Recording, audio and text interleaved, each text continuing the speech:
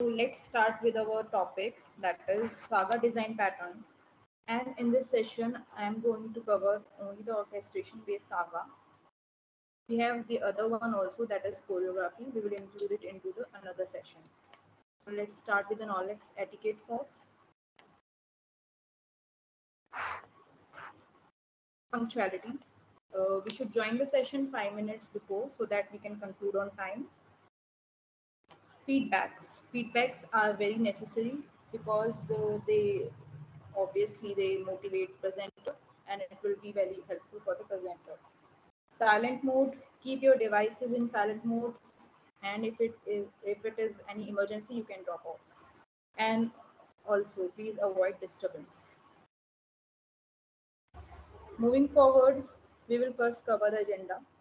So what all topics I'm going to cover here are, first of all, obviously, why saga, what is saga, and how saga design pattern handles failure of any individual saga, ways to implement saga, what is orchestration saga, advantages of orchestration, disadvantages, and last but not least, the demo. So why saga? Uh, as we all know that in our day-to-day life, we all face some of the problems in our development or at the time of designing application. So some people came and find the solution for such common problems, and we accepted them as design patterns. This is the same for microservices also. We also face some of the issues at the time of designing microservices architecture. So when this problem started when we moved from monolithic application to microservices architecture. I am going to cover the most important problem that everyone faces is the management of distributed transaction. So let's take a simple example of Swiggy and Zomato application. When you log in into the application, if you want to order something, then what you do is you choose your dishes, add them to cart, and check out, makes the payment, and then your order is delivered at your doorstep. And after that, if the order is successful, then if the delivery is successful, then order is marked as completed. It is very simple and monolithic. Why? Because there was only one database that includes multiple tables like order table, payment table, delivery table, and etc. In monolithic application, in monolithic architecture, if anything goes wrong, then it is very easy to roll back the transaction. We will understand with this diagram. It is a monolithic architecture, and here we create the order, validate the payment, deliver order, and order is successful. All these things, the entire process is being completed into one single transaction. So if anything goes wrong here, it will be reverted back very easily. The problem came when in microservices architecture, what we do is we segregate the whole application into small services. I can call them as, for this example, I will segregate it as order service, payment service, delivery service. So if anything goes wrong into my delivery service, then my local transaction will be able to revert the transaction for my delivery service only. That is my main problem. It will not be able to roll back the transaction, and it will not be able to roll back my payment. So it is a worst case. Delivery is failed as if delivery partner was not available, and but the payment was deducted and payment was done successful. But it is a bad user experience because payment is done and everything is done, but the order was not delivered and the customer was with no food. And also the order is not marked as cancelled also. It is into the waiting state. So the transaction did get rolled back, but only the scope of the transaction was in delivery service. We will understand this with the help of diagram. In this diagram, I have T1 as a local transaction that will create an order, update the order, and then it will update my order table. And at, by after performing its local task, it will trigger an event for my next service, that will be payment service. And for payment service, it will open a payment page and it will ask for me to do the payment and validate the payment, and after that it will update the payment table. So this was the local task for this T2 transaction. And for the T3, this payment service will trigger event for the delivery service now. And if the delivery will be successful, then it will trigger an event for the order service again, so as to mark the order as successful. But what happens if the delivery was not successful? Delivery agent was not available. Then here uh, we will face an issue because payment was deducted from the user's balance and delivery was also not successful. This entire process is completed till the payment service, but delivery service was failed due to some damage. So in order to solve this problem, our Saga design pattern came into picture. So in this example, I took a very classic example of this application, and how this manage distribution, how we will manage this distributed transaction.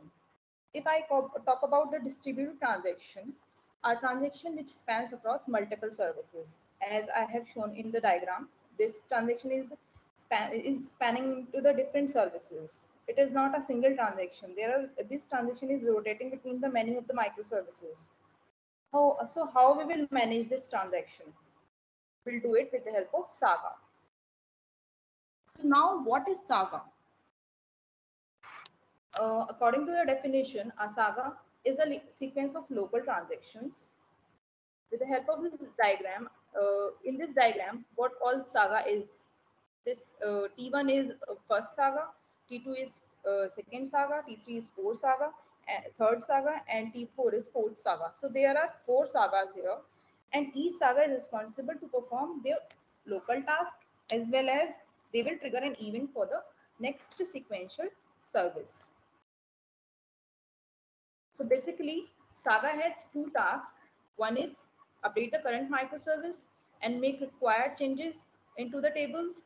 And the other one is trigger an event to the next sequential service.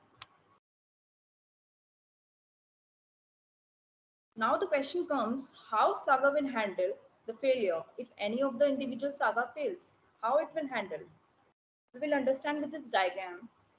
So in this diagram, my T1 local transaction will create the order and it will trigger an create order event, and this create order event will uh, perform its task and will in return fire the new event that will be for the payment service, and payment server will perform the payment, validate the payment, and after that it will trigger an event for the next sequential service, that is delivery service. And if everything goes in a successful way, then this delivery service will trigger an event for the order service again, and the transaction will be successful here. But what if the transaction fails here in the delivery service? Then delivery service saga will roll back, sorry, not roll back, it will revert the transaction, revert its own local changes, and then it will trigger an event that will be a delivery failed event. And this delivery failed event will perform its changes and revert all the changes, and then it will fire a new event that will be a revert payment event. And after this revert payment event will perform its changes, it will revert its changes, then it will fire an event that will be a cancel order event, and so on. For the failure flow, it will move into the opposite direction. So this was my success flow when the delivery was successful, and this was my failure flow with the compensating transactions, and these were the events that will be fired in the failure flow. So each microservice has its own database and it can be able to manage local transaction in atomic way. Saga pattern grouping these local transactions and sequentially invoking one by one. Each transaction updated the database and publishes an event to trigger the next local transaction. And if anything goes wrong in any of the service, then Saga will trigger a set of compensating transactions that will help the entire flow to be reverted back. Why I'm talking about revert only? Why not rollback? Because in distributed transactions, there is nothing as such rollback. When there is any damage into the process, then the things are rolled back, not rolled back, they are reverted. So there are two ways to implement Saga. First one is choreography and the second one is orchestration. We are going to focus on orchestration in this session. So let's move forward with the orchestration saga pattern. Now what is orchestration saga pattern? Orchestration saga pattern is obviously it will coordinate the sagas because a central point is required through which each of the service will communicate so that there should not be any discrepancies. So orchestration is a way to coordinate sagas where a centralized controller, there is a centralized controller which is a orchestrator in orchestration saga pattern, which tells each of the service to perform any of the event or any of the command. It will be only told by orchestrator here. Orchestrator handles all the transactions and tells the participants which operation to be performed on which events. So what is the main responsibility of orchestrator? Orchestrator executes saga request that has been given by the client and it states it will be store its states and if the transaction is successful then it will tell the order service that the transaction status to be updated with the completed. But if in case any failure occurs, then orchestrator is only responsible to trigger set of compensation transactions.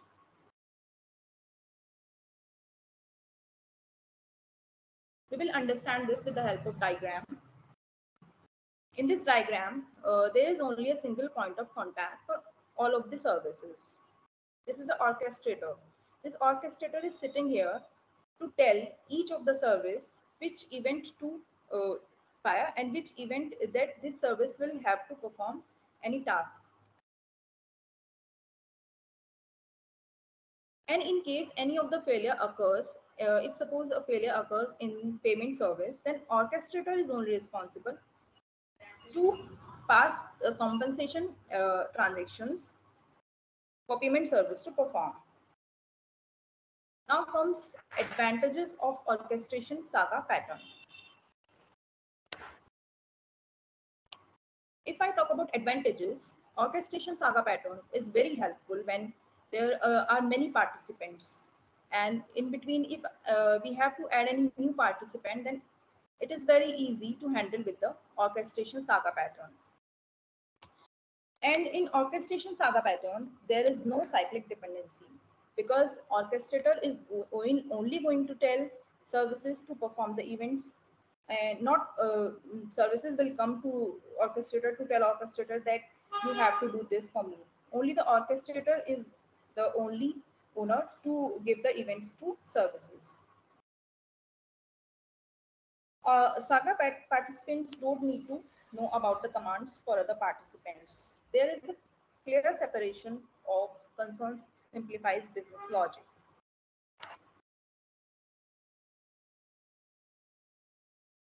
Obviously, if anything is having advantages, some of the disadvantages are also there. So what are the disadvantages of orchestration saga pattern? As we have seen that in orchestration saga pattern, there is a single point of contact for all the services. So if that single point of contact will fail, then the entire application will fail because all the services are getting the message from orchestrator only. So even though the payment service is up, even though the order service is up, even though my delivery service is up, and orchestrator is down, then there is no use of orchestrator to be all the services to be up. And I can say disadvantages of orchestration saga pattern is also because we have to manage a single orchestrator.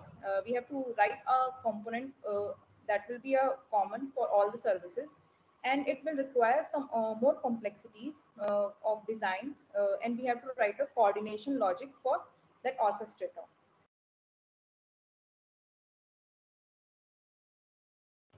So we are done with the theoretical part of orchestration-based saga. Now my co-presenter Gaurav is going to present a demo. So over to you, Gaurav. Thank you, Savia, for the session. Okay, let me share my screen.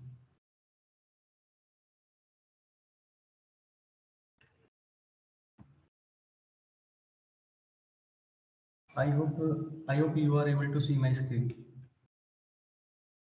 Is my screen visible to you?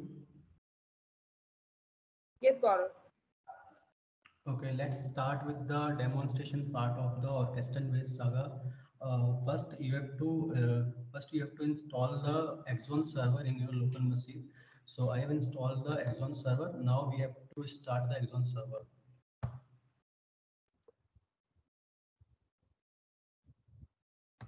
Axon server is started and it is listening on the port 8024. So we have to open a Axon server dashboard from the browser. It is a Axon server dashboard which is responsible for, it is a storage engine which is used for storing events for event sourcing. So when we start our application, so our application instance will be see here. So you will be able to see later. First, let's start with the internal working of the application. Before starting the execution, let's start with the internal working of the orchestration-based application and how it internally works and how it handles transaction between all the microservices. So this is my order services. I have three services: order services, payment services, and the shipment services. So in order in order command controller, first we have to post a order. So what it will do, it will create a command. In this project, I have implemented a event-driven architecture with CQRS pattern. So in this application, we have created a command and events. So this controller is responsible for creating an command, created order command. So after creating this command gateway send and wait for that command after execution that command. So this create order command will be handled by the command handler in order aggregated we have implemented. So execution flow will go here and it will be handled by the command handler. After creating this command, it will check, it will validate that command, and after validate command, it will publish the order created event through the apply method. So after publishing order creating events, order created event is published via the order service and the order orchestrated service. After publishing this event, it is listened via the order event handler. Order event handler do? Order event handler listen that event and it will store that event in order repository. After saving that event in our order repository, uh, order orchestration service will consume this event and it will after order created event it will fetch the card details, and what it will do, the next step is to create a validate payment command. So it will set the fields and it will create that validate payment command. So this validate payment command is handled by the command handler of the payment service. So the flow goes here, payment service aggregator. So it will handle by the command handler of this service. So after handling this validate payment command, what it will do, it will validate the payment details, and after validating the payment details, it will publish the payment process event, which is handled by the event sourcing handler. So in this method, it will publish the payment process event. After processing that, after processing the payment process event, this event is consumed by the payment event handler and the orchestration service. So it will listen via the payment event handler. Uh, After listening that event, it will save that payment event into a payment repository. After saving that event into a payment repository, order orchestration service will consume this payment process event for processing further. So after processing the payment processing event, it will what it will do, it will create a shift order command, and then it will process that command for next process. Uh, Through command gateway, it will send that command, and the shift order command is handled by the shipment services. So it will handle by the command handler of the shipment services. So the flow is goes here, and it will validate the command, and after validating that command, it will publish the order shipment event. After publishing the order shipment event, this event is consumed by the order orchestration service. So we have the event will listen by the order orchestration service, payment processing event, order shipment event. So here the Saga event handler will handle the order shipment event. After shift that order, it will create a complete order command, and will send that command executed through the command gateway. So it will again handle by the command handler of the order aggregate. After handling the completed order event, what it will do, it will validate the command, and it will publish the order completed event. So after publishing this event, order event handler will consume the order completed event, and the order orchestration service will consume this event. So the flow goes here: order event listener, and after order one second, after order completed event, what it will do, it will save that order into a order repository, and then it will consume via the order orchestration service. And this is the end of the order completed event. So the our saga is annotated by the @and saga annotation. So this is the overall process of successful transaction between the microservices. So let's start with an example. So first we have to start all the microservices.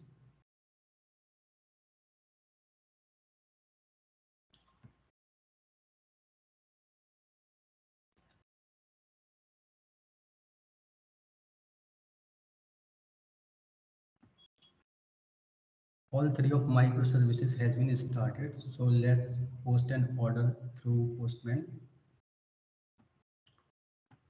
Let's try to send an order. Order is created. Let's check in the database.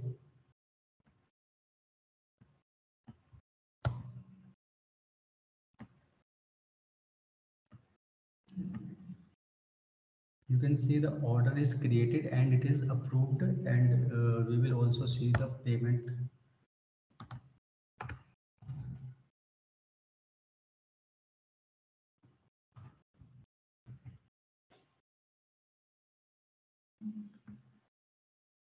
It is all to, payment process is also completed. So let's go to the logs.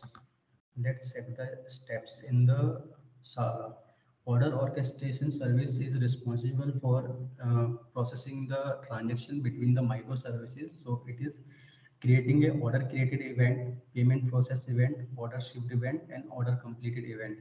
In case if any of the transaction will get failed, so how it handle it? Okay, let's try this.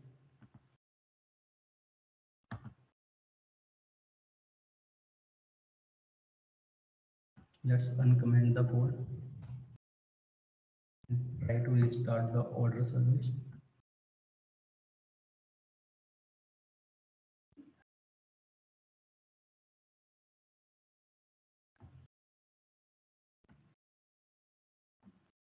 Again, try to post an order. order is created, and you will see the status of the order in the database.